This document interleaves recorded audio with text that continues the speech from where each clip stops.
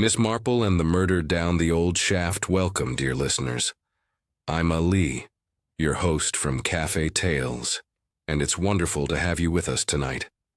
These timeless mysteries bring us together from so many corners of the world, and I'd love for you to share in the comments. Where are you listening from? Make sure to subscribe for new stories every evening. Now, wrap yourself in a blanket, get comfortable, and let's begin tonight's mystery. The morning mist clung to the moor like a gray shawl, reluctant to lift despite the strengthening September sun. Miss Jane Marple adjusted her sensible tweed coat and gazed across the wind-swept expanse of Pulgaro Moor, where the skeletal remains of old tin workings stood like ancient sentinels against the Cornish sky. Rather atmospheric, isn't it, Aunt Jane?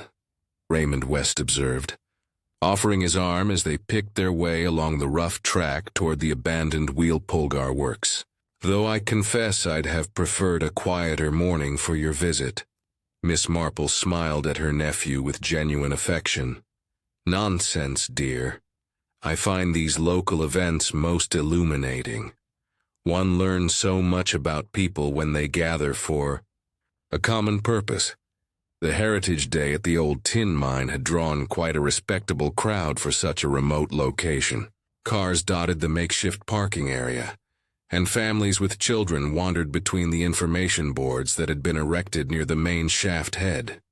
The September air carried the mingled scent of gorse and sea salt, with an underlying mustiness that seemed to rise from the very earth itself. Sir Henry was most kind to suggest I accompany you, Miss Marple continued, nodding toward the distinguished figure of Sir Henry Clithering, who was deep in conversation with a tall, weathered man near the winding gear, though I suspect his interest in Cornish mining history is rather more recent than he pretends. A sharp voice cut through the general murmur of the crowd. Ladies and gentlemen, if I might have your attention. The speaker was a man in his 40s, sleek and confident in the manner of one accustomed to addressing clients rather than crowds. His London-tailored suit seemed oddly out of place among the rough stone and rusted iron of the mine buildings. That's Elias Nance, Raymond murmured to his aunt. Estate agent for some London investor, rather pushy sort from what I've heard, in the village. Nance had positioned himself beside a wooden board mounted near the main shaft, where rows of small brass discs glinted dully in the morning light. Before we begin our demonstration, he announced, I'd like to thank Mr. Hugo Lyon for his generous support of today's event. As many of you know, Mr. Lyon has ambitious plans for this site that will bring new life to the old workings, while preserving their historical significance. A woman in the crowd made a sound that might have been skeptical, though she quickly covered it with a cough. Miss Marple's keen eyes noted her immediately, perhaps 45 with a sturdy build and weathered hands of someone who had known hard work. Her black hair was streaked with premature gray, and her dark eyes held a deep sadness that seemed permanently etched there. That's Morwenna Pommier, whispered a voice behind them. Miss Marple turned to see a small, bright-eyed woman with the sort of eager expression that usually indicated either an antiquarian or a gossip. Poor soul. Lost her husband in an accident here some years back. Tom Pommier. That was a terrible business. The woman introduced herself as Batty Kestrel, dealer in historical curiosities, and seemed delighted to find such an attentive audience in Miss Marple. Of course, there are those who say it wasn't entirely an accident, Mrs. Kestrel continued in a lower voice. Questions were asked at the time, but nothing came of them. These mining folk, you know, they close ranks when outsiders start poking about. Near the winding gear, Sir Henry's companion was addressing a small group with the authority of long experience. Jago Khan had the look of a man who had spent his life underground. Broad shoulders, scarred hands, and pale blue eyes that seemed to see everything while revealing nothing. His voice carried clearly across the morning air. This here's the tally board. he was explaining, gesturing to the brass-mounted display that Nance had used as his lectern. Every man who went below hung his disc here. Company knew who was down and who wasn't. Simple system, but it saved lives. A younger woman in the group asked a question about the numbering system, and Miss Marple found herself studying the questioner with interest.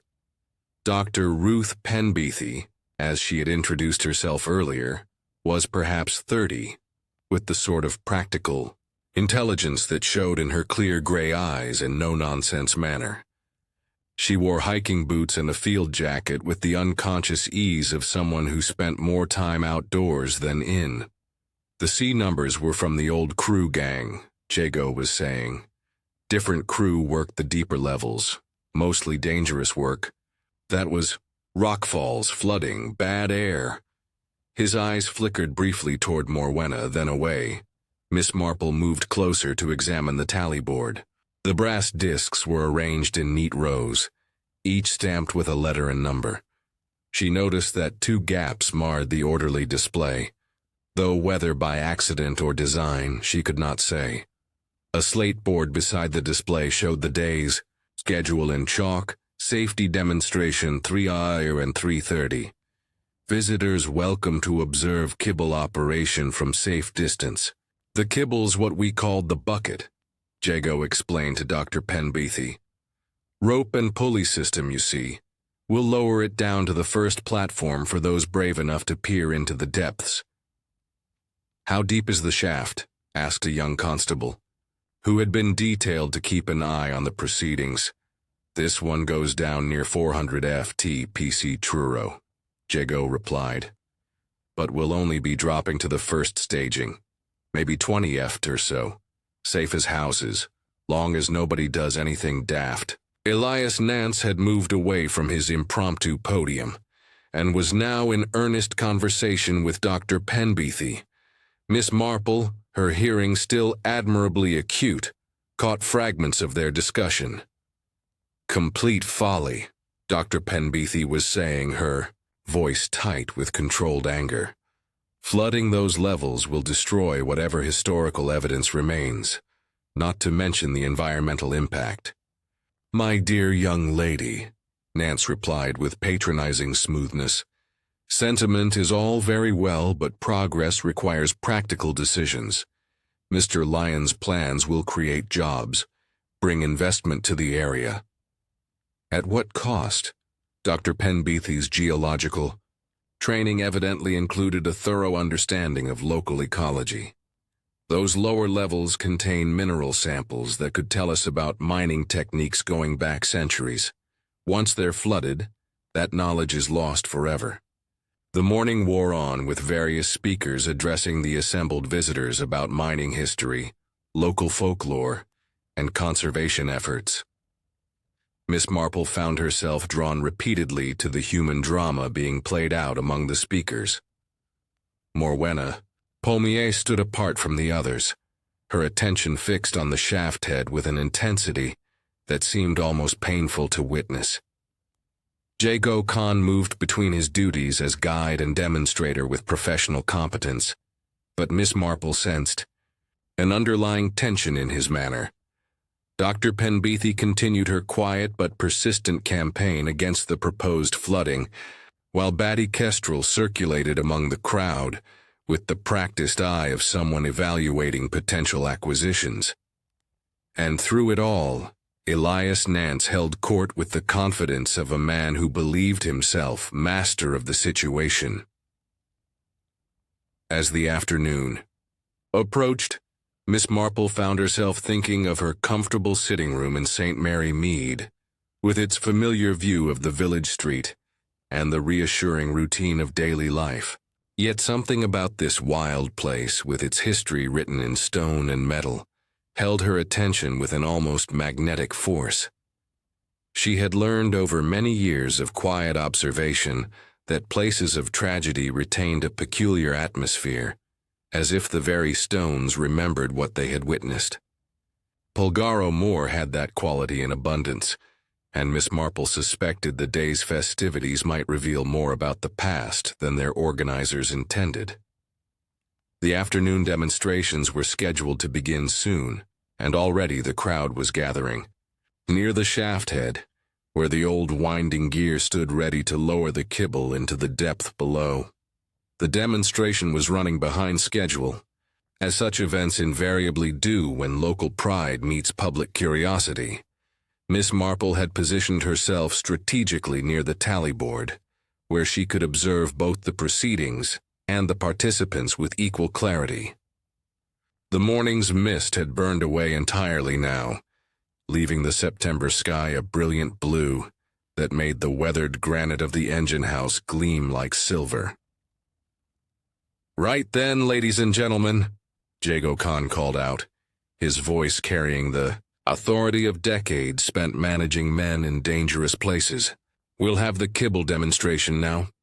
Please keep well back from the shaft head if you would."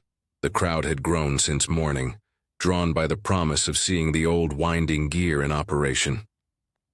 Children pressed forward eagerly, held in check by their parents' restraining hands, while the adults craned their necks to see over each other's shoulders.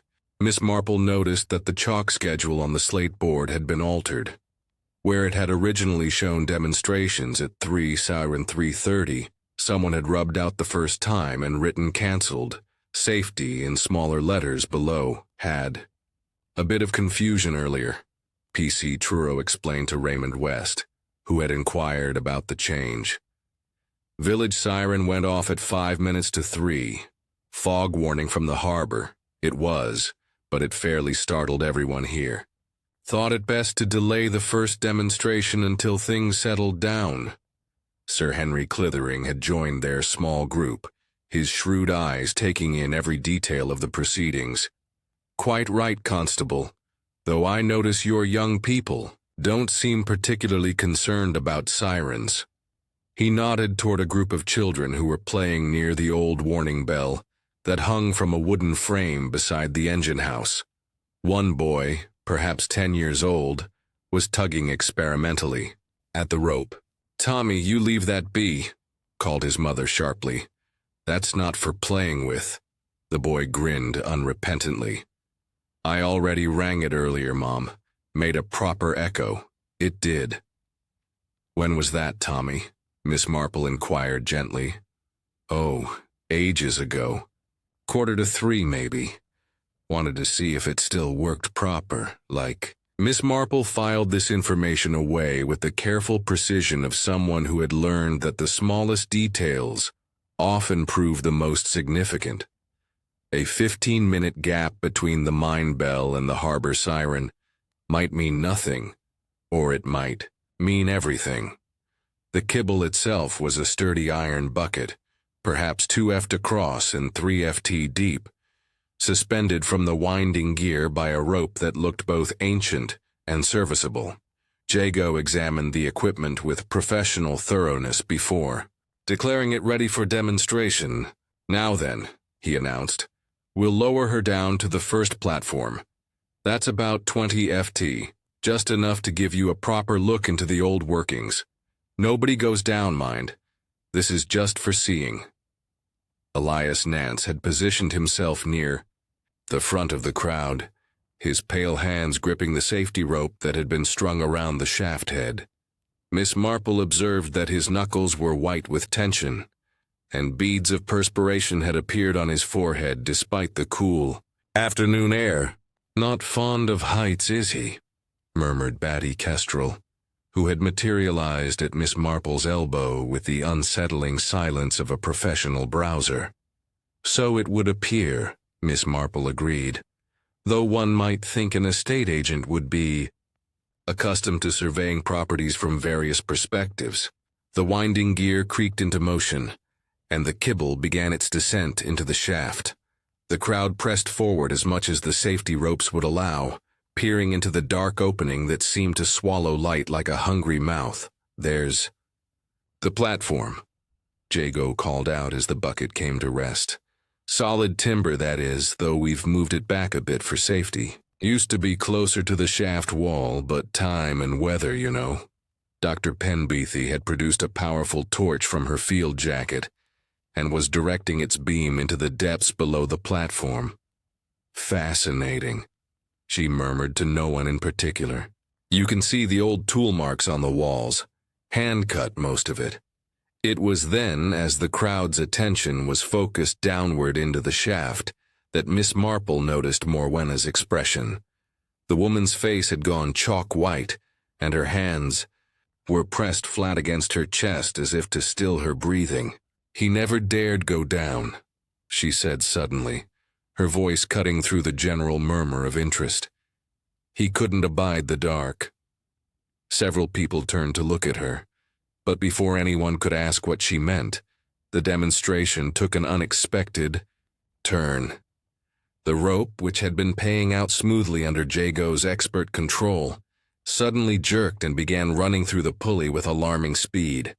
The winding gear shrieked in protest, and sparks flew from the brake mechanism as Jago threw his full weight against the brake lever. "Stand back," he roared, and the crowd scattered as the warning bell began to clang frantically. Someone was pulling the rope with desperate urgency, sending the bronze dome swinging wildly on its frame.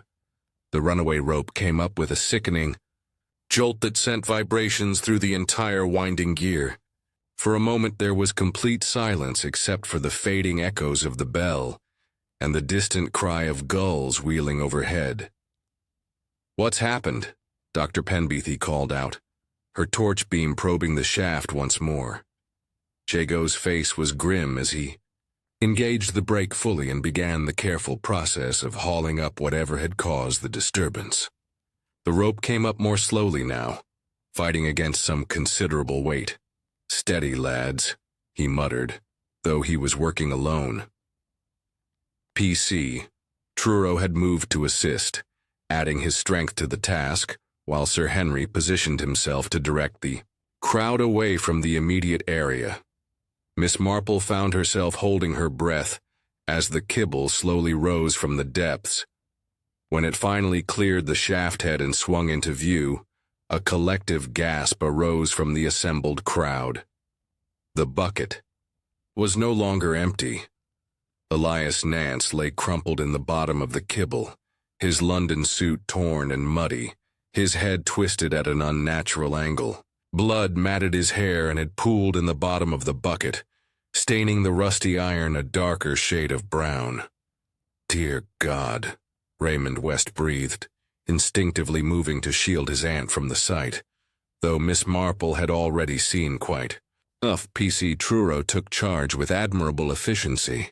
"Everyone back, please. This is a police matter now. Sir Henry, might I trouble you to telephone for Inspector Pendarvis and the doctor?" As the constable began the process of securing the scene, Miss Marple's attention was drawn to Jago Khan's behavior. The old mining captain was methodically replacing brass discs on the tally board, his movements automatic and precise, but she noticed that he paused, holding 2 discs in his weathered palm before selecting one and placing it carefully in position. "Find something interesting, did you?" she inquired gently. Jago looked up, his pale eyes unreadable. 2 discs missing. "From the board," he said quietly. "Should only be 1 man down today, if any, and this here."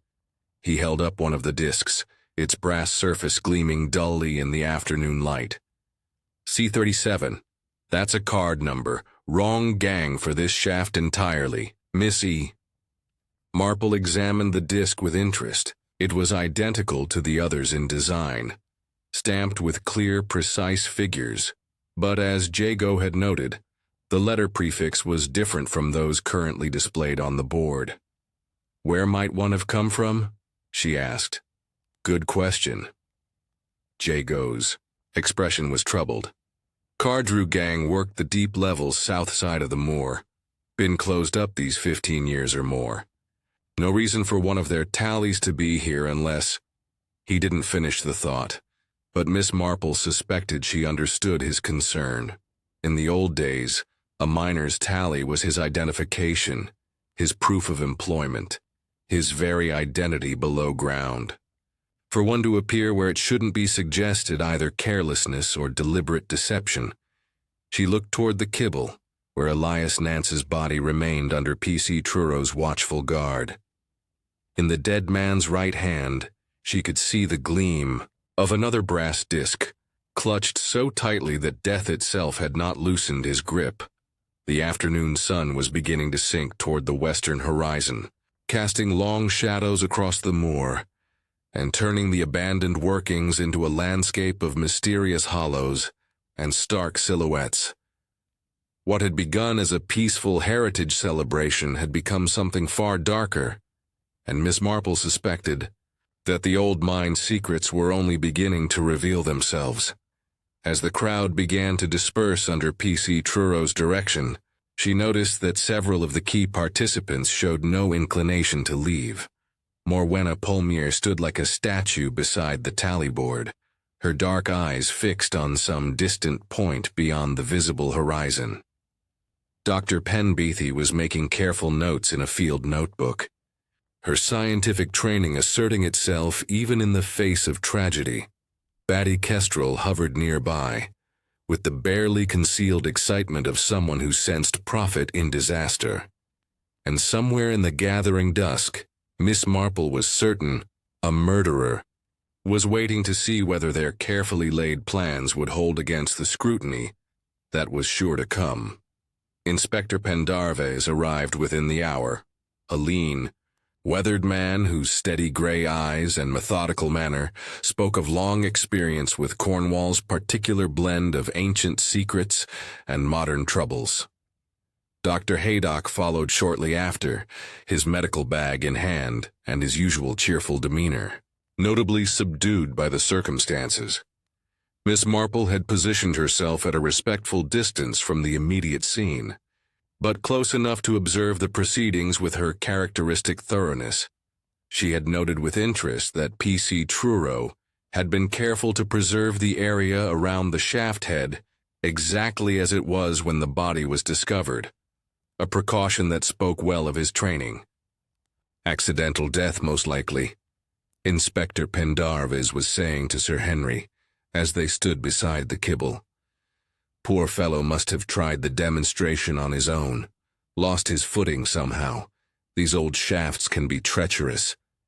Dr. Haydock, however, was frowning as he examined the body. Harold, you might want to have a closer look at this head wound. It's not quite what I'd expect from a simple fall. Miss Marple had been conducting her own quiet investigation at the surface equipment table that had been set up earlier for the heritage display. Among the various mining artifacts and information pamphlets, she discovered something that made her pause thoughtfully. "Raymond, dear," she called softly to her nephew, "might you bring Inspector Pendarves here for a moment? I believe there's something he should see." The inspector approached with the tolerant expression of a man accustomed to well-meaning interference from civilians, but his attitude changed markedly when Miss Marple showed him what she had found. "Mr. Nance's jacket cuffs," she said quietly, indicating the sleeve that extended from beneath the blanket P.C. Truro had placed over the body. "Notice the faint blue powder along the edge. Rather distinctive, wouldn't you say?" Pendarves leaned closer, his interest sharpening. "What sort of powder?" "Prussian blue, unless I'm very much mistaken. Engineers use it for marking measurements. On metal surfaces. Quite persistent stuff once it gets on fabric." Sir Henry had joined them now, his own considerable experience with criminal investigation evident in his careful examination of the evidence. "Interesting observation, Miss Marple. I don't suppose you've noticed anything else unusual?" Miss Marple smiled gently. "Well, there are his boots for one thing. Remarkably clean for a man who supposedly fell down a mine shaft, don't you think? The dust here is rather distinctive, all that granite and tin ore ground fine by decades of weather." She was quite right. Nance's expensive London shoes showed scarcely any signs of the reddish-gray dust that covered everything else at the site. More telling still was the condition of his miner's cap lamp, which hung from his belt with suspicious cleanliness. "Bone. Dry," Dr. Haydock observed, having overheard their conversation. If he'd been down that shaft even briefly, there'd be condensation at the very least. Those old workings are damp as caves. Inspector Pendarves was beginning to look less certain about his initial assessment of accidental death. Miss Marple, you seem to have a keen eye for detail. Have you noticed anything else that might be significant? Perhaps we should examine the winding gear itself, she suggested. After all, if Mr. Nance operated it alone, there should be some evidence of his presence there. The hoist shed was a substantial stone building that housed the mechanical equipment used to raise and lower the kibble. Inside, the massive drum and brake mechanism showed the wear of decades of use, though everything appeared to be in good working order thanks to Jago Khan's careful maintenance. Miss Marple approached the brake lever with particular interest. "How curious," she murmured, producing a small handkerchief from her handbag. "There's something pale and greasy on the lever here." She dabbed at the substance carefully, revealing a whitish, waxy residue. "Tallow, I believe. Candle wax or something." "Similar." Jago Khan, who had been hovering nearby with obvious anxiety, stepped forward to look. "That's not right," he said firmly. "I use coal grease on all the moving parts. Have done for 20 years.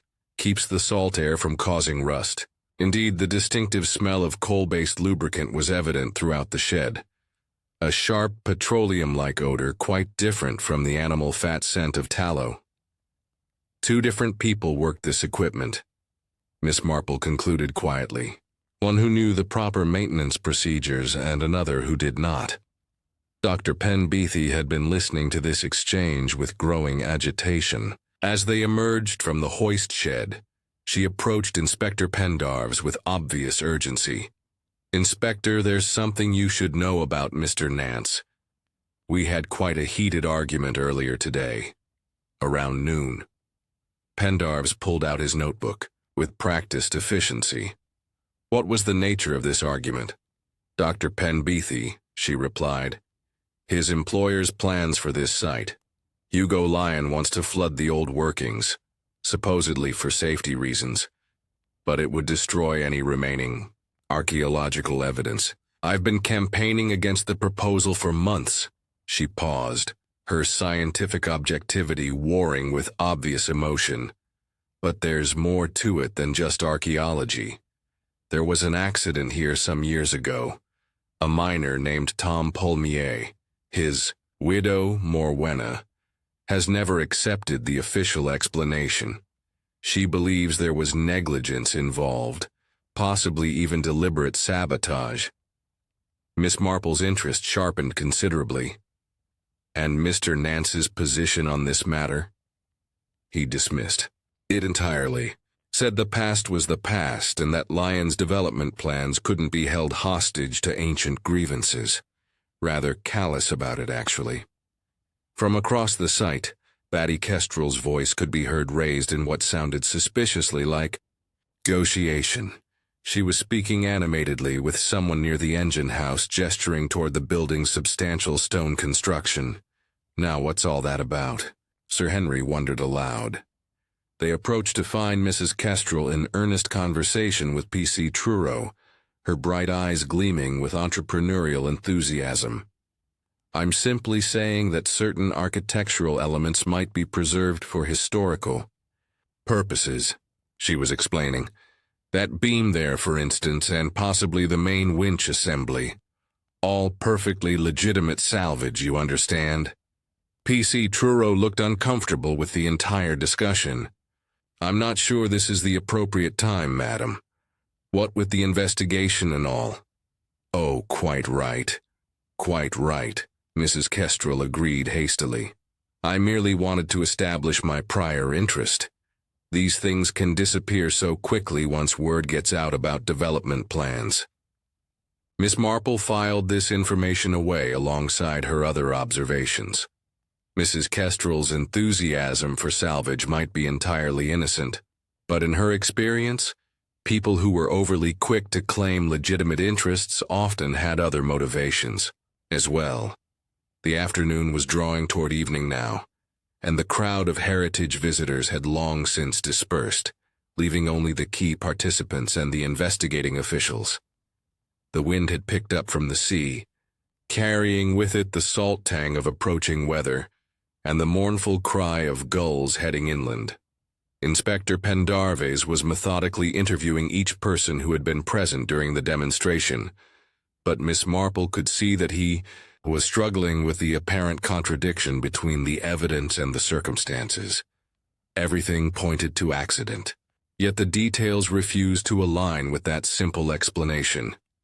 As she stood beside the tally board in the gathering dusk, studying the neat rows of brass discs with their various letter and number combinations, Miss Marple found herself thinking about the nature of systems and habits. Miners had relied on this simple but effective method of accounting for decades, trusting their lives to the accuracy of a small brass disc hung in its proper place. Yet today, 2 discs had been out of place, and a man was dead. The wind stirred the heather and gorse around the old workings, creating whispered conversations in a language older than human memory. But Miss Marple had learned to listen to a different sort of testimony, the evidence that people left behind in their daily actions and small betrayals of habit. Someone had been very clever about creating the appearance of accident, but cleverness, in her considerable experience, was often its own undoing. The village inn's parlor had been pressed into service as an impromptu interview room. Its low-beamed ceiling and horsehair chairs provided an oddly domestic setting for Inspector Pendarvis's methodical questioning. Miss Marple had accepted the landlord's offer of tea with genuine gratitude, finding that the familiar ritual helped clarify her thoughts in the face of mounting complexity. "Now then," Inspector Pendarvis was saying to the assembled group, his notebook balanced on his knee, "I'd like to establish the exact timing of this afternoon's events. P.C. Truro, you mentioned the village siren going off." The constable nodded earnestly. "Yes, sir, 2:55 exactly. The harbor foghorn. It was quite startling when you're not expecting it, and this caused the cancellation of the first demonstration." "That's right, sir. Mr. Khan thought it best to delay until things settled down. Crowd was a bit rattled, you understand." Miss Marple set down her teacup with careful precision. "Constable, you mentioned it was exactly 2:55. How can you be so certain of the time?" P.C. Truro looked pleased at her attention to detail. "Checked my watch immediately, miss. Force of habit, you might say. When something unusual happens, first thing you do is note the time." "Very commendable," Sir Henry observed. "And the second demonstration began at what time?" 3:30 as scheduled," Jago Khan replied from his position near the window. The old mining captain had the look of a man who preferred open air to confined spaces, and his weathered hands kept straying to the windowsill as if seeking reassurance from the solid stone. Miss Marple tilted her head thoughtfully. "Mr. Khan, when you made the decision to cancel the first demonstration, did you alter the chalk schedule on the slate board?" Yes, that I did. Rubbed out the 3:00 time and wrote, 'Cancelled safety' below. Didn't want folks getting confused." "Quite right," Inspector Pendarvis agreed. "Now, can anyone tell me exactly when Mr. Nance was last seen alive?" The question produced a moment of uncomfortable silence, as each person mentally reviewed their recollections of the afternoon. It was Dr. Penbeathy who spoke first. "I spoke with him just after our argument at noon. He seemed agitated, kept checking. His pocket watch said something about having to coordinate timing with London." Batty Kestrel shifted in her chair with obvious excitement. "Oh, I saw him around too. He was standing by the tally board, writing something in a small notebook. Seemed quite absorbed in whatever he was doing." Miss Marple's interest sharpened. "Mrs. Kestrel, you're quite certain of the time?" "Well, perhaps not precisely," Mrs. Kestrel admitted with a slight flush. But it was after the children had been playing with the warning bell and before the fog siren sounded. This brought young Tommy Key back into the conversation. The boy had been allowed to remain with his mother, though he was clearly finding the adult proceedings less entertaining than his earlier exploration of the mine equipment. "Tommy," Miss Marple said gently, "you mentioned ringing the mine bell earlier. Can you remember exactly when that was?" The boy screwed up his face in concentration. "Well, it was after dinner, wasn't it, Mom? But before the big foghorn went off. Made a proper loud clang, it did." His mother, Mrs. Key, looked apologetic. "I'm afraid I can't be more precise than that. Children have such a different sense of time, don't they?" Sir Henry leaned forward with interest. "Tommy, when you rang the bell, did anyone tell you to stop? Or did anyone seem particularly concerned about the noise?" "The man in the fancy suit looked right cross about it," Tommy replied promptly. "Came over and told me to leave off. Said it wasn't a toy, but that was ages before he—" The boy's voice trailed off as he realized the implications of his words. Inspector Pendarves made careful notes.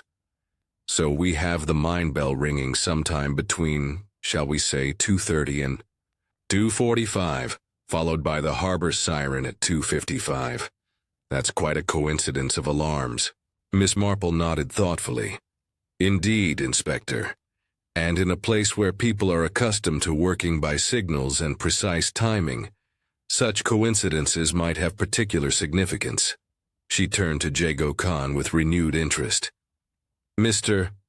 Khan, in your experience, how do mining folk typically respond when multiple warning signals sound in quick succession?"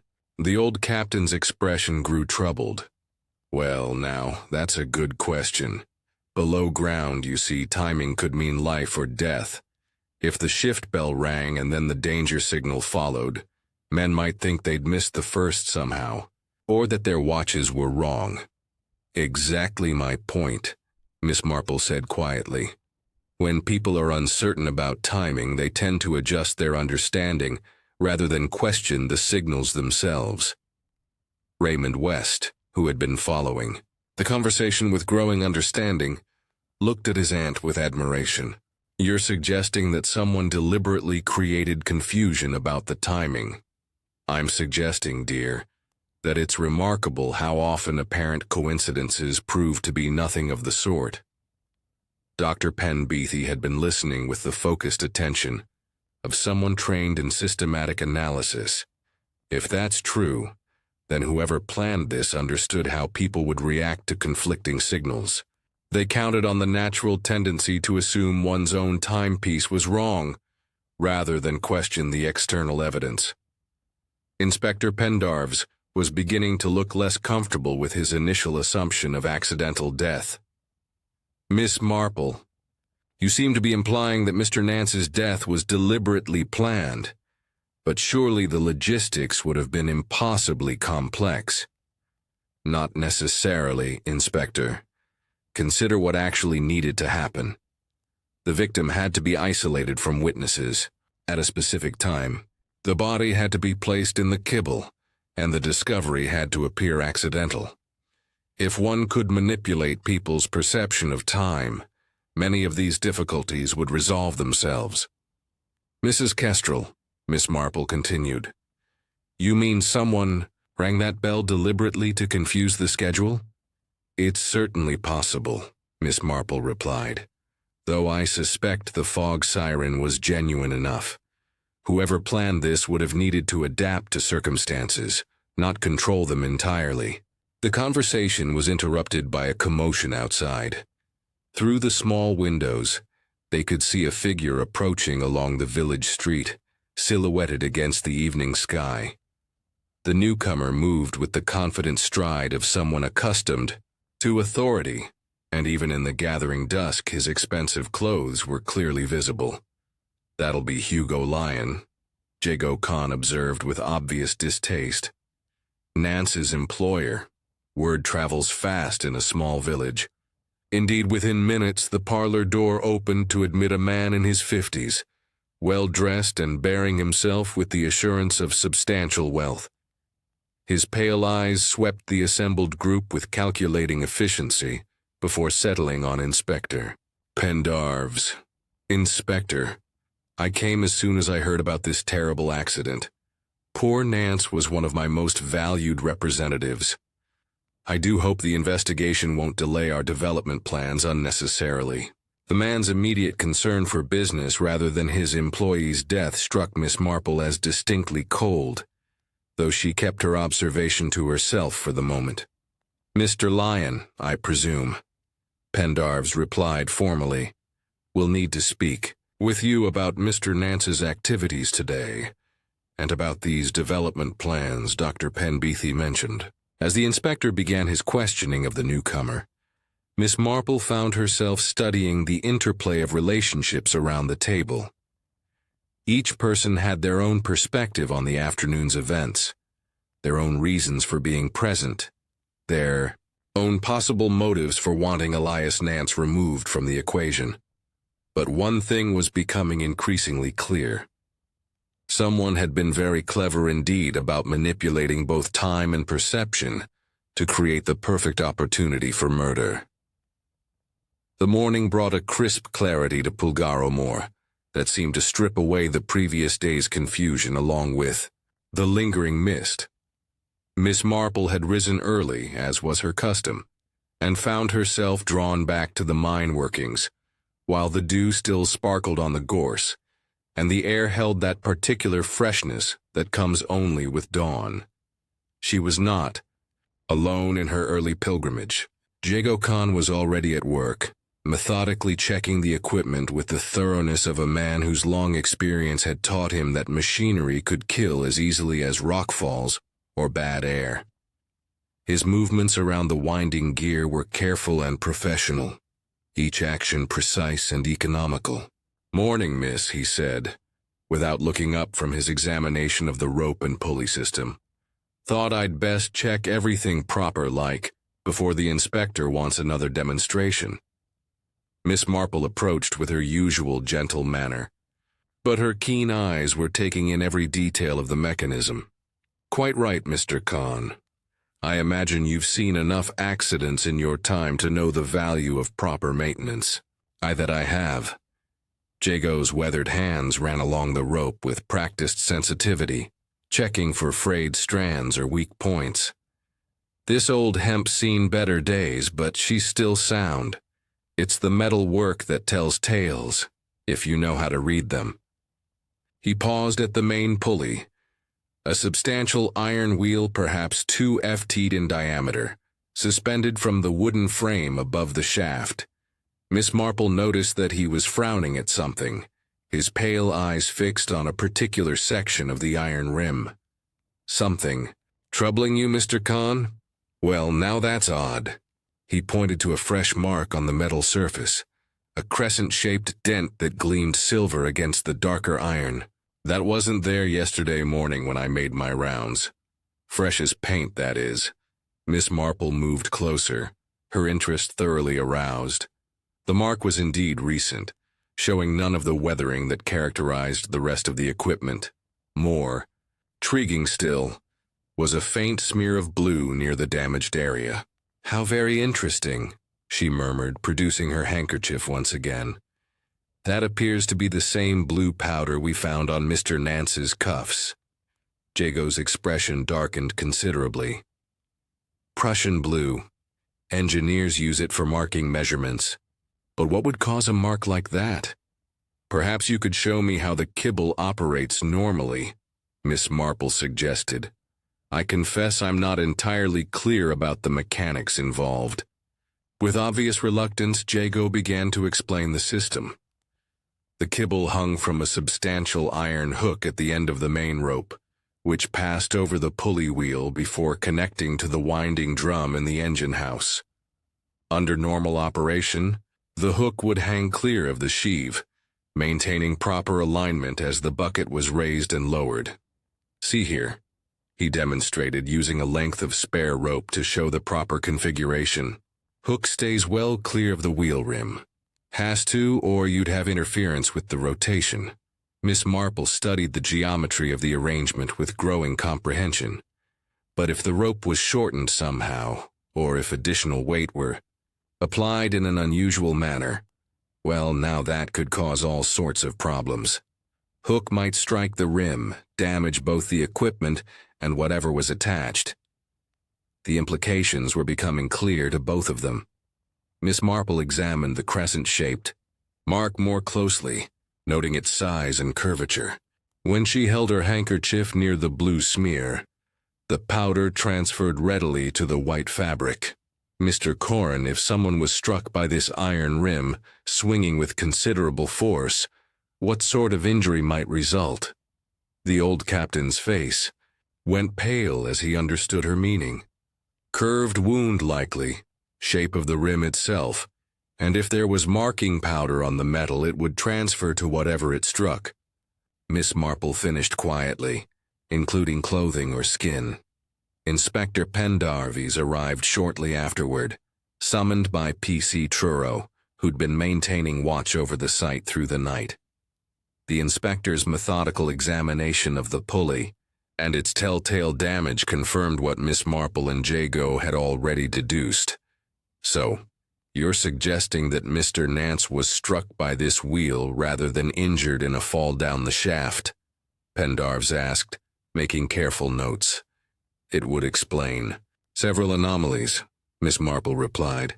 The shape of the head wound, the blue powder on his clothing, and most particularly the pristine condition of his boots and lamp.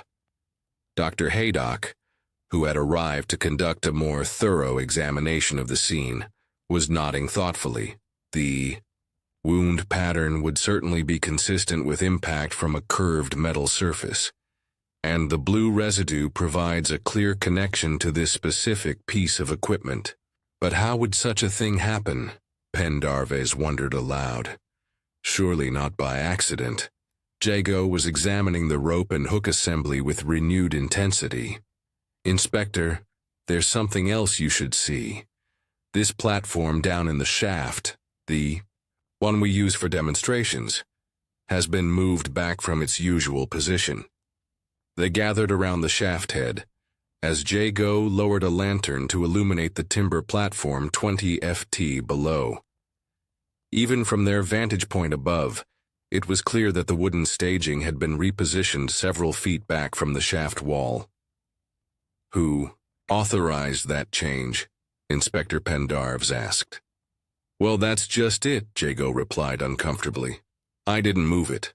Wouldn't touch those old timbers without proper inspection first. But yesterday morning, Mr. Nance said he'd had it repositioned for safety reasons. Said it was on his authority as site representative. Miss Marple was beginning to see the outlines of a very clever plan indeed. So the platform was moved to prevent any obvious signs of the body being lowered.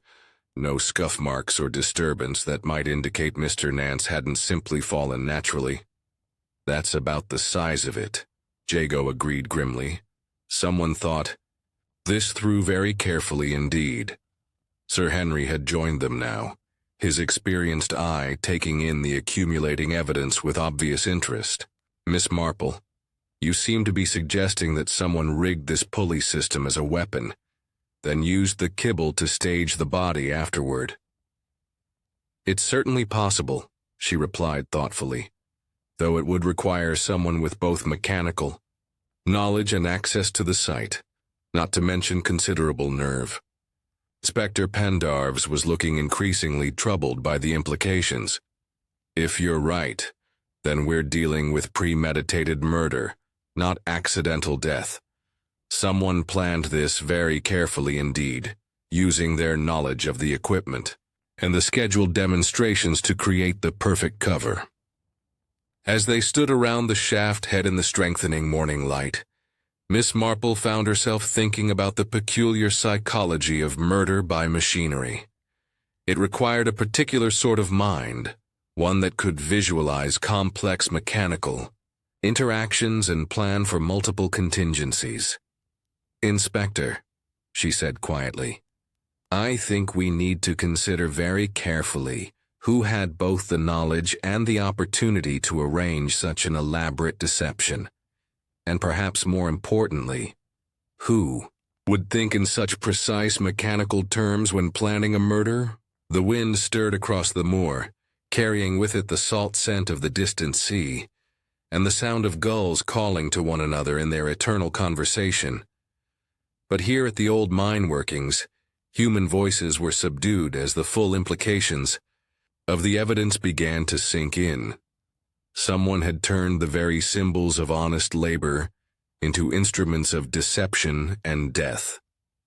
And Miss Marple was becoming increasingly certain that the killer's identity lay hidden not in passion or desperation, but in the cold calculation of someone who understood exactly how machines and people could be manipulated to serve their ends. The afternoon had taken on that peculiar quality of suspended time that often accompanies serious investigations, when ordinary life seems to pause while darker truths work their way to the surface. Raymond West had suggested a walk to clear their heads, and Miss Marple had readily agreed, though her choice of direction was perhaps more purposeful than her nephew realized. The added entrance should be just down this slope, Sir Henry observed, consulting a small map that Inspector Pendarves had provided. Drainage tunnel, according to Jago, runs from the workings down to the valley below. The path they followed was little more than a sheep track, winding between granite outcrops and patches of bracken that rustled dryly in the afternoon breeze. Miss Marple picked her way carefully over the uneven ground, her attention divided between her footing and the landscape around them. The Adit mouth, when they reached it, proved to be a low opening in the hillside, perhaps 4 feet high and roughly rectangular in shape, stone-lined and clearly of human construction, disappeared into the darkness beyond the reach of daylight with the mysterious authority of all underground places. Rather like a hobbit hole, Raymond commented, though his attempt at levity fell somewhat flat in the circumstances. Miss Marple was examining the entrance with her characteristic thoroughness, noting the worn threshold and the way water had carved small channels in the stone over decades of drainage. But it was Sir Henry who made the first significant observation. "I say there's light in there." Indeed, peering into the tunnel's depths, they could make out a faint flickering glow, perhaps 20 yards from the entrance. The light had the warm yellow quality of a candle flame, quite distinct from the cold illumination of electric torches. "How very odd," Miss Marple murmured. "Who would leave a lantern burning in such a place?" They approached the tunnel entrance with appropriate caution. The ceiling was low enough to require careful attention to one's head, and the floor was uneven with decades of accumulated debris and moisture, but the stonework was solid, and the passage appeared stable despite its obvious age. The source of the light proved to be a small oil lantern of the sort once commonly used in mining operations, tucked behind a natural shelf in the tunnel wall. The wick burned steadily, and when Sir Henry carefully lifted the lantern to examine it, the metal base was still warm to the touch. "Recently lit," he observed. "Within the last few hours, certainly." Miss Marple was studying the ground around the lantern's hiding place with intense concentration. "Raymond, dear, might you shine your torch here for a moment?" In the combined light of torch and lantern, the story told by the disturbed earth became clearer. A line of boot prints led from the tunnel entrance toward the lantern's position, but after perhaps 10 yards, the print stopped abruptly, only to reappear facing the opposite direction. "Someone walked backward," Sir Henry concluded, deliberately obscuring their trail or perhaps trying to suggest they'd gone further into the tunnel than they actually had. Miss Marple knelt carefully beside the clearest of the prints, her handbag placed precisely on a dry stone to avoid any damage to the evidence. The pattern is quite distinctive. Those hobnails form a double diamond shape, rather uncommon in my experience. She stood and brushed the dust from her knees with characteristic precision. I wonder if we might examine the tunnel a bit further. That shelf where the lantern was hidden seems to have been used for storage before. Indeed, the natural rock formation showed signs of regular use. Candle wax had accumulated in small pools, and the stone surface was worn smooth by countless hands reaching for items stored there. More significantly, there were scraps of paper wedged into crevices in the rock. Sir Henry carefully extracted the largest piece, a fragment of what appeared to be a formal letter. The paper was of good quality, though somewhat water-stained from the tunnel's persistent dampness. Legal letterhead, he observed, holding the scrap closer to the lantern light. Something about compensation, though most of it illegible, and here's a partial name, Palmery, quite clearly. Miss Marple accepted the fragment with interest. Mrs. Palmery denied having any knowledge of legal correspondence when Dr. Penbeathy mentioned the possibility yesterday. Said she couldn't read such things if she had them. If she can't read, she might not know what paper she possesses, Raymond suggested. They continued their examination of the tunnel for several more yards, but found nothing else of immediate significance. The passage stretched on into darkness, following the natural contours of the hillside down toward the valley below. Water trickled constantly along channels cut into the floor, carrying the accumulated drainage of the old workings toward the stream far below. As they made their way back toward the entrance, Miss Marple found herself pondering the psychology of someone who would use such a place for concealment. The tunnel was not particularly hidden, being marked on the local maps and known to anyone familiar with the mine's history. Yet it offered privacy and darkness, qualities that might appeal to someone engaged in clandestine activities. A meeting place, perhaps, Sir Henry suggested when she voiced these thoughts. The lantern could serve as a signal that someone was waiting inside, Miss Marple added thoughtfully, or a warning that someone was present who shouldn't be disturbed. They emerged from the tunnel into the comparative brightness of the overcast afternoon, each of them blinking as their eyes readjusted to daylight. The contrast between the confined artificial space below ground and the open moor was striking, and Miss Marple found herself reflecting on the different sorts of courage required for different kinds of deception. "We should inform Inspector Pendarves about the lantern and the footprints," Raymond observed practically. "Indeed we should," Miss Marple agreed, "though I suspect he'll find the legal document fragment particularly interesting. Mrs. Palmier may have been quite truthful about her inability to read, but that doesn't mean she's unaware of the significance of papers bearing her late husband's name." As they made their way back up the slope toward the main workings, Miss Marple found herself considering the growing complexity of the case. Each new piece of evidence seemed to open fresh questions rather than providing clear answers, and she was beginning to suspect that the solution would require understanding not just what had happened, but why it had been made to appear as something else entirely. The lantern in the tunnel suggested planning and preparation, while the backward footprints indicated someone who understood the importance of misdirection. These were not the actions of someone who had killed in passion or desperation, but of someone who had thought carefully about both the crime and its aftermath. "Sir Henry," she said quietly as they approached the mine buildings, "I believe we're dealing with someone who has a very thorough understanding of how investigations proceed. They've been careful to leave evidence that points in several directions while obscuring the trail that leads to the truth." Sir Henry nodded grimly. "Rather like laying false scents for foxhounds. Keep the pack running in circles while the real quarry escapes in quite another direction." Miss Marple smiled at the analogy, though her expression remained thoughtful.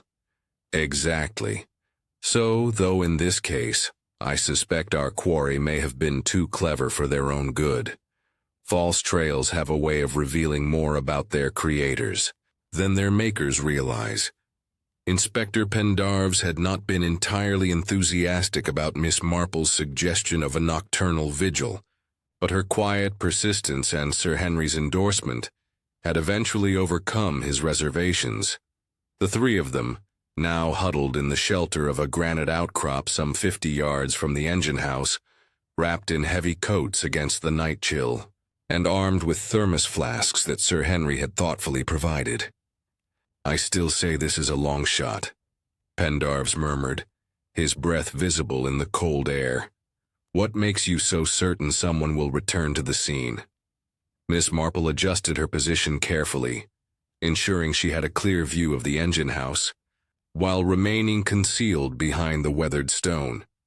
"Experienced inspector, in my observation, people who commit elaborate crimes often feel compelled to return and tidy up loose ends. They worry about evidence they might have overlooked in their haste." The moon was nearly full, casting the abandoned workings in sharp relief of silver and black shadow. The engine house stood like a cathedral against the star-filled sky, its massive stone walls and empty window frames creating an impression of ancient permanence that was both beautiful and slightly ominous. They had been waiting nearly 2 hours when Sir Henry touched Miss Marple's arm gently and pointed toward the building. A small light had appeared at one of the ground floor openings, moving with the characteristic flicker of a handheld torch or lantern. "Someone's in there," Pendarves whispered, his earlier skepticism forgotten in the excitement of vindication. The light moved systematically through the building, pausing at various points as if the bearer were searching for something specific. Occasionally, it disappeared entirely, suggesting the person had moved to an area not visible from their vantage point, only to reappear moments later in a different location. "Very thorough," Sir Henry observed quietly. "Whoever it is, they know exactly what they're looking for." After perhaps 20 minutes, the light moved toward what appeared to be the main entrance, and they caught their first glimpse of the nocturnal visitor. Even at a distance, the figure was clearly recognizable as Batty Kestrel, her small stature and characteristic bird-like movements unmistakable in the moonlight. She emerged from the engine house carrying what appeared to be a canvas sack and some sort of tool, possibly a crowbar. Her movements were quick but careful, and she paused frequently to listen before proceeding. "Right then," Inspector Pendarves said grimly, rising from their concealment. "Mrs. Kestrel has some explaining to do." They approached as quietly as possible across the rough ground, but Batty's attention was focused on her work, and she didn't notice their presence until Pendarves spoke directly behind her. "Good evening, Mrs. Kestrel. Rather late for sightseeing, isn't it?" The woman spun around with a gasp that was audible even over the night wind, her torch beam swinging wildly before settling on the inspector's stern face. In her other hand, she clutched the canvas sack protectively against her chest. "Inspector, you gave me such a fright. I thought I should—" Her usually confident manner had abandoned her entirely, leaving her stammering like a guilty schoolchild. "Perhaps you'd like to show us what's in the sack," Pendarves suggested with professional courtesy. That didn't quite conceal his satisfaction. With obvious reluctance, Batty opened the canvas bag and displayed its contents in her torch beam. Miss Marple leaned forward with interest, noting each item carefully as it was revealed. A brass tally disc stamped clearly with the number C37 gleamed dully in the artificial light. Beside it lay a length of what appeared to be surveyor string, bright blue in color, but broken in several places. Most intriguingly, there was a wedge of oily sacking that gave off a distinctive petroleum smell, even in the open air. "I can explain everything," Batty said hastily, though her voice lacked conviction. "These are legitimate salvage items. I have every right to collect historical artifacts before they're destroyed by development." Inspector Pendarves examined the tally disc with particular attention. This appears to be identical to the one found in Mr. Nance's hand. Rather a coincidence, wouldn't you say? Well, naturally, they're similar, Batty replied with a return of her earlier confidence. They're from the same period, the same mining operation. That's what makes them valuable as historical specimens. Miss Marple accepted the disc from the inspector and studied it carefully in the torchlight. Mrs. Kestrel, where exactly did you find this particular piece? In the boiler pit behind the engine house. It was just lying there among the old ashes and debris. I've been meaning to retrieve it for days, but with all the official activity. And the blue string? Sir Henry inquired. Batty's explanation became more elaborate and correspondingly less convincing. The string, she claimed, had been used to mark various points of historical interest around the site. She had been collecting it to prevent littering, purely as a public service. The oily sacking, according to her account, was wrapping material from some equipment that had been delivered recently. She thought it might be useful for protecting delicate artifacts during transport. All very civic-minded, Inspector Pendarvis observed dryly. Though I notice you chose to conduct this cleaning operation well after midnight. I didn't want to interfere with the official investigation, Batty replied primly. During daylight hours, the site is naturally off-limits to civilians. Miss Marple was examining the sacking more closely, her nose wrinkling slightly at the strong petroleum odor. This grease has quite a distinctive smell, doesn't it? Rather different from the coal-based lubricants Mr. Khan uses on the machinery. She looked up at Batty with gentle inquiry. I don't suppose you noticed any markings on this material when you found it? Labels or identifying marks that might indicate its origin? Batty's hesitation was brief but telling. Nothing that I recall. Just old wrapping material, as I said. How curious, Miss Marple continued conversationally, because this appears to be the same type of material we found evidence of in the ash pit yesterday. Charred fragments with what looked very much like a shipping label. The game was clearly up, and Batty seemed to realize it. Her shoulders sagged as she abandoned her pose of innocent salvage collection. All right. I admit I may have been a bit premature in my collecting, she said reluctantly. But I swear I had nothing to do with that poor man's death. I only meant to retrieve items that might otherwise be lost when Mr. Lyon begins his development. Inspector Pendarvis was taking careful notes of both the conversation and the contents of the sack. Mrs. Kestrel, I'm afraid I'll need you to come with me for a more formal interview. These items constitute evidence in a murder investigation. Yes. As they made their way back toward the village in the moonlight, Miss Marple found herself considering the significance of Batty's midnight expedition. The woman's explanation was plausible enough on the surface, but the timing and her obvious nervousness suggested deeper involvement in the day's events. More puzzling still was the question of how a simple dealer in historical curiosities had come to possess items that seemed directly connected to the murder weapon and method. Either Batty Kestrel was remarkably unlucky in her choice of salvage, or she knew considerably more about Elias Nance's death than she was admitting. The tally, disc in particular, troubled Miss Marple. Its perfect condition and exact match to the one found in the victim's hand suggested preparation, rather than coincidence. Someone had been very careful to ensure that particular piece of evidence would be available when needed. As they reached the outskirts of the village, Miss Marple glanced back at the engine house, now standing silent and dark against the moor sky. Whatever secrets it held, she suspected the night's discoveries had brought them significantly closer to the truth. The morning brought unwelcome news in the form of a telegram from London, delivered to Inspector Pendarvis at the village inn where he had established his temporary headquarters. Miss Marple, who had been enjoying a quiet breakfast with Raymond and Sir Henry, observed the inspector's increasingly grave expression as he read the message. "Trouble, Inspector?" Sir Henry inquired politely. Pendarves folded the telegram with obvious reluctance. "Pressure from above, I'm afraid. Mr. Lyon has considerable influence in certain circles, and there are questions being asked about the pace of our investigation. Apparently, any delay in resolving this matter could have significant financial implications." Miss Marple set down her teacup with characteristic precision.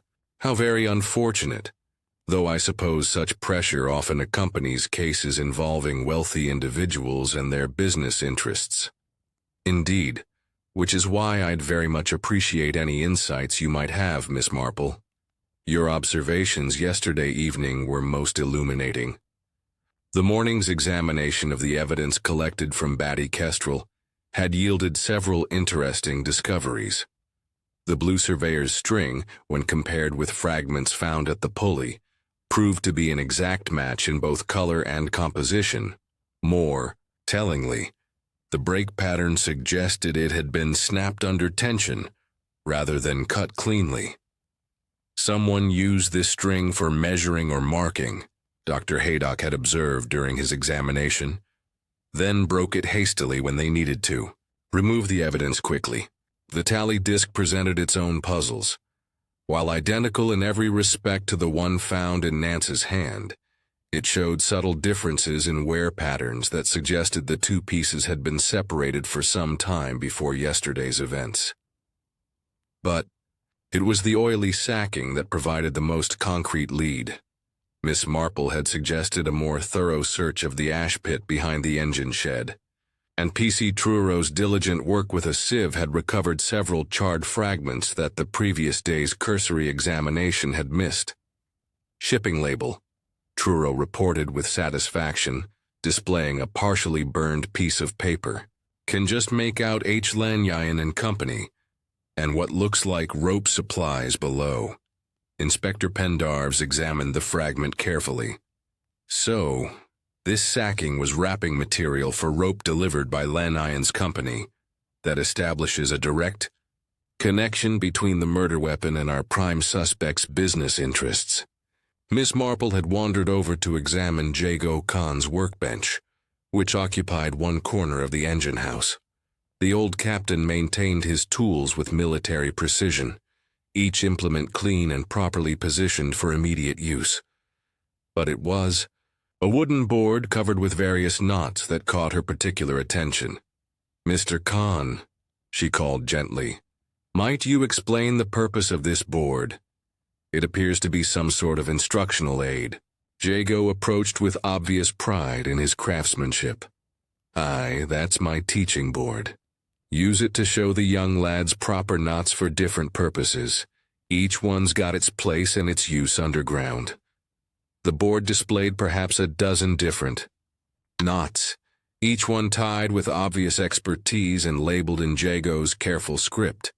Bowlines and rolling hitches sat alongside more specialized miner's knots, all executed with the perfection that comes only from decades of practice.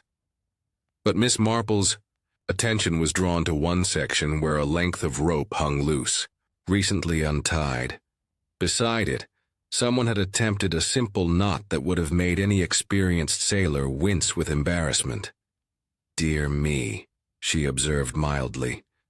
"That's rather a poor attempt, isn't it? What sort of knot were they trying to achieve?" Jago's expression darkened as he examined the clumsy work. Granny knot, that is. Worse than useless for any real purpose. No man who ever earned his bread underground would tie such a thing, especially not on working gear. "Yet someone has attempted it quite recently," Miss Marple noted. "The rope shows fresh handling, and the fibers are still settling into their new configuration." Sir Henry had joined their examination, his own naval experience evident in his assessment of the knotwork. "Whoever tied this has theoretical knowledge, but no practical experience. They know a knot should be tied, but not how to tie it properly. Exactly the sort of mistake someone might make if they were trying to simulate the work of an experienced sailor or miner." Miss Marple added thoughtfully. Inspector Pendarvis was making careful notes of these observations when P.C. Truro approached, with another discovery. In his hands was a small tin that had been concealed behind some old equipment in the corner of the shed. Found this tucked away, sir. Thought you might want to have a look. The tin contained a mixture of substances that upon examination proved most illuminating. Coal grease of the type Jago used for maintaining the machinery was mixed with what appeared to be tallow or candle wax. More significantly, there were traces of Prussian blue powder caught in the mixture. Someone's been experimenting with lubricants, Dr. Haydock observed, trying to find the right consistency for some specific purpose, I'd say. Miss Marple was studying the mixture with great interest. The combination is quite clever, actually. The coal grease would provide proper lubrication for moving parts, while the tallow would offer a better grip for hands.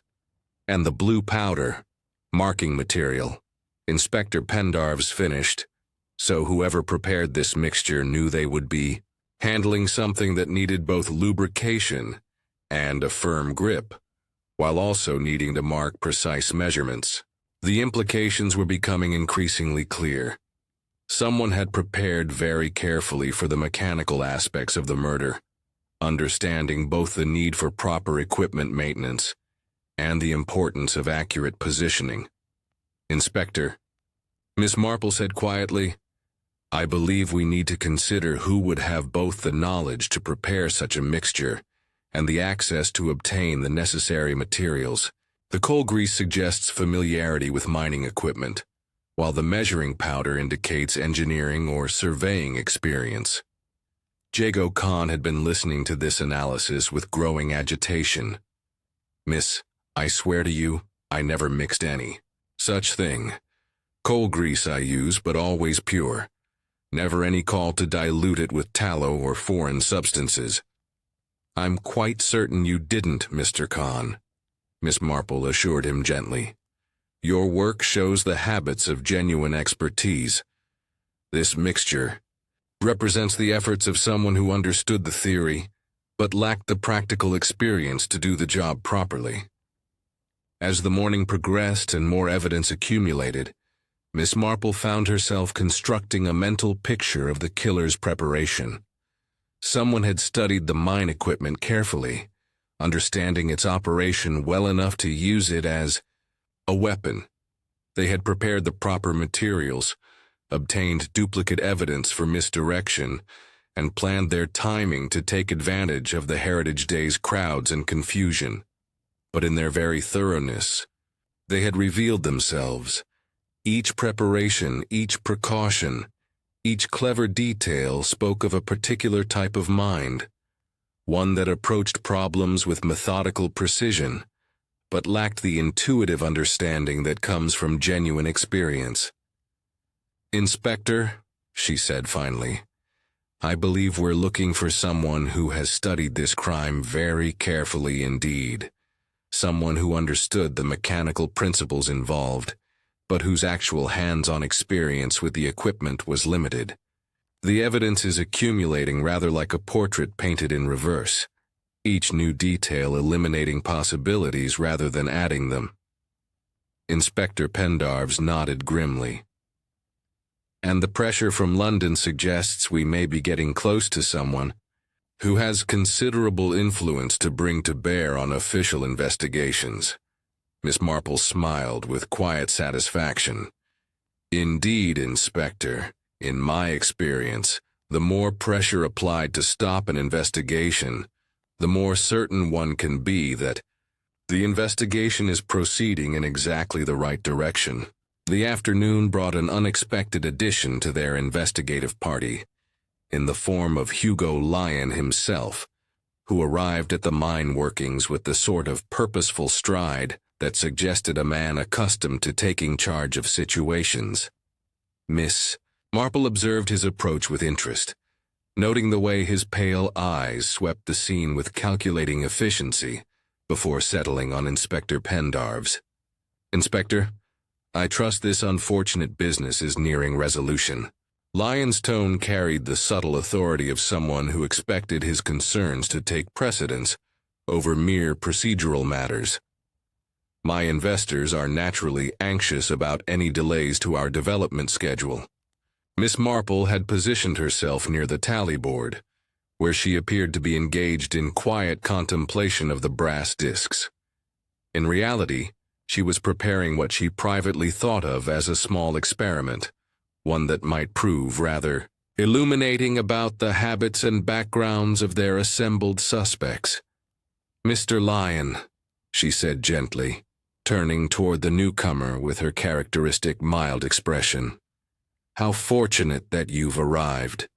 Sir Henry and I were just discussing the fascinating history of these mining tallies. Perhaps you'd be kind enough to assist us with a small demonstration." Lyon's impatience was barely concealed, but good manners compelled him to acknowledge her request. "Of course, Miss Marple, though I confess my knowledge of mining procedures is rather limited." "Oh, nothing complicated," she assured him.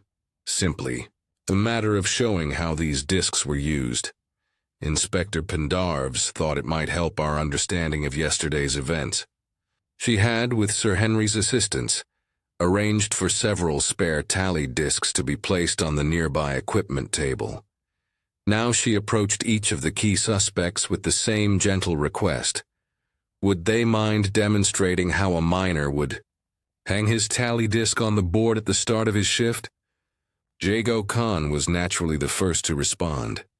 Without hesitation or conscious thought, he picked up the nearest disc and slapped it into position high on the board, third row from the top on the right side. His movement was automatic, practiced, the gesture of a man who had performed this action thousands of times over decades of underground work. "Cardrew gang position," he explained matter-of-factly. Each crew had its traditional spot, made counting easier for the surface crew. Dr. Penbeathy approached the task with scientific curiosity, reading the numbers on the discs carefully before methodically working out the organizational system. She hung her disc precisely in the center of the board, having determined that this would be the most logical position for optimal visibility and access. "Fascinating system," she observed. "Quite ingenious for its time. Really simple but effective for tracking personnel." Morwenna Polmier's participation required gentle encouragement, as she seemed reluctant to approach the board at all. When she finally took a disc in her weathered hands, she polished it carefully with her apron before hanging it by the top hole, treating the brass token with the reverence of someone who understood its significance as a symbol of her late husband's dangerous livelihood. "Tom always kept his bright," she said quietly. "Said a man's tally was his name below ground." Hugo Lyon's turn came last, and Miss Marple watched his approach with particular attention. He picked up the disc between forefinger and thumb, examined it briefly as if assessing its monetary value, then flipped it casually, and hooked it by the bottom hole with a sort of careless precision that spoke of someone who had handled many small objects, but never with personal investment in their proper use. "Rather primitive system," he commented dismissively. "Modern tracking methods would be far more efficient." Sir Henry had been observing this little performance with the keen attention of someone well versed in human nature. As the demonstration concluded, he exchanged a meaningful glance with Miss Marple. "Most illuminating," Inspector Pendarves agreed, though Miss Marple suspected he hadn't yet grasped the full significance of what they had witnessed. "Indeed," Miss Marple said softly. "Habits formed over years of practice are remarkably persistent, aren't they? Each person's approach to that simple task told us quite a lot about their relationship with the mining environment." She moved to the board and pointed to each disc in turn. "Mr. Khan's placement shows the automatic response of genuine experience. Dr. Penbeathy demonstrates systematic thinking and careful observation. Mrs. Palmier reveals respect and familiarity with the significance, if not the actual practice. And Mr. Lyons. She paused delicately, allowing the implication to settle. My approach shows practical efficiency, Lyons said sharply, though his voice betrayed a hint of uncertainty. Actually, Miss Marple replied with gentle firmness, it shows the habits of someone who has counted tallies rather than hung them, someone who would naturally handle such objects from a position of authority rather than personal use. The distinction was subtle but significant. A working miner would instinctively hang his disc by the top hole, where it would be most secure and visible to his mates. A supervisor counting tallies at the end of a shift would naturally hook them by the bottom hole for easier removal and sorting. I'm afraid I don't follow your reasoning, Lyons said, though his increasing agitation suggested otherwise. Miss Marple smiled with the patience of someone accustomed to explaining complex matters. To reluctant listeners, the habits of a lifetime, Mr. Lyon. You handled that disc exactly as someone would who had spent years counting other men's tallies, rather than trusting his own life to their proper placement. Inspector Pendarves was beginning to understand the implications. You're suggesting that Mr. Lyon's familiarity with the tally system comes from administrative, rather than practical experience. I'm suggesting, Miss Marple said carefully, that when someone claims ignorance of mining procedures, while simultaneously demonstrating specific knowledge of administrative practices, the discrepancy bears investigation. The chain of evidence was becoming clearer now. Someone with administrative knowledge of mining operations, but without practical underground experience, would understand the symbolic importance of the tally system, while lacking the instinctive habits of actual miners. They might know enough to use tally discs as misdirection, but would handle them in ways that betrayed their true relationship to the industry. Hugo Lyons' face had gone quite pale, and he seemed to be calculating his options with the sort of rapid assessment that successful businessmen develop when deals begin to go wrong. This is all very interesting speculation, he said finally. But I fail to see how my method of handling a piece of mining equipment constitutes evidence of anything more than unfamiliarity with obsolete procedures. Perhaps not by itself, Miss Marple agreed pleasantly. But combined with the other evidence we've accumulated, it forms part of a rather compelling pattern. The prepared lubricant mixture, the shipping labels from your company, the mechanical knowledge required to use the pulley system as a weapon, and now this demonstration of how you naturally handle mining equipment. Each piece supports the same conclusion. The wind across the moor had picked up again, carrying with it the eternal conversation of gulls and the distant sound of waves against the rocky coast. But here, among the abandoned workings, human voices had grown quiet as the full implications of the morning's discoveries began to settle over the assembled group. Miss Marple stood beside the tally board, her mild blue eyes fixed on Hugo Lyon, with the sort of gentle but implacable attention that had, over many years, persuaded numerous criminals to abandon their pretenses and acknowledge the truth. The morning mist hung low over Pulgaro Moor as the final act of their grim drama prepared to unfold. Miss Marple had requested this gathering in the engine house, and Inspector Pendarves had agreed, though with some reluctance about the theatrical nature of the proceedings. Now they were all assembled. Sir Henry and Raymond, Dr. Penbeathy with her notebook, Jago Khan standing uncomfortably near the door, Morwenna Palmier silent and watchful, Batty Kestrel fidgeting with nervous energy, and Hugo Lyon maintaining his businessman's composure despite the tightness around his eyes. Ladies and gentlemen, Miss Marple began, her voice carrying clearly in the stone-walled space. We have spent these past days piecing together the truth about Mr. Nance's death, and I believe it's time to draw our various threads together. She, moved to stand beside the tally board, her fingers trailing gently across the brass discs that had figured so prominently in their investigation. From the beginning, this crime has been distinguished by its elaborate preparation and mechanical precision. Someone understood exactly how the mining equipment functioned, yet lacked the instinctive habits that come from actually working underground. Someone who could plan a murder using a pulley and rope, but who tied a granny knot instead of a proper sailor's hitch. Hugo Lyon's face remained impassive, but Miss Marple noticed the slight tension in his shoulders that suggested careful self-control. The motive was both simple and complex, she continued. Simple in that it involved money and the elimination of obstacles to profitable development. Complex in that it required the silencing of multiple threats. Mr. Nance's growing reluctance to suppress the truth about Tom Polmere's death, Dr. Penbeathy's campaign against the flooding scheme, and the persistent questions about safety violations that might emerge during any thorough investigation. Dr. Penbeathy looked up from her notebook with sharp attention.